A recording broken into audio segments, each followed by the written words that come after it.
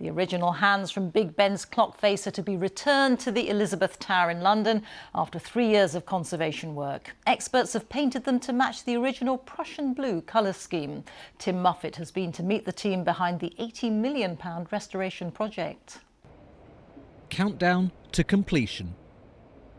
One of the biggest restoration jobs ever undertaken on a landmark British building is approaching the finish line. Good to see you, Ian.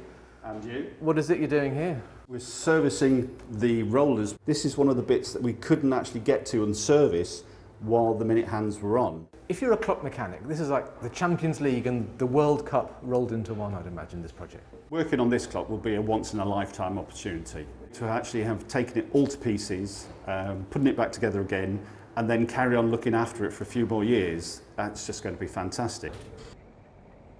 One of the most striking things you notice is the colour of the clock faces. For many years, the minute demarcations, the numbers and the clock hands were painted black. But during the refurbishment, as many layers of paint were stripped away, it became clear that they were originally this shade of blue. It's called Prussian blue, and that is what they've been repainted in. This restoration project was originally budgeted at £29 million. The total bill is now set to exceed £80 million. As you peel off the layers of this building, you find more and more that needs to be done. When we're taking out one piece of stone, adjacent stones often needed to be replaced. It's one of those things, until you can get up close to it, it's very difficult to see the scope of the repair. With the clock mechanism out of action, a computerised system has meant that on special occasions, Big Ben has still been struck.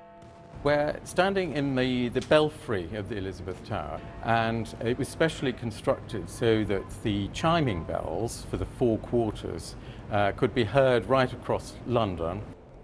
There's one piece of damage here that's been deliberately left alone. This crack appeared when Big Ben was struck during a test in 1858. The hammer was too heavy, but it gives the bell its unique tone. This is London.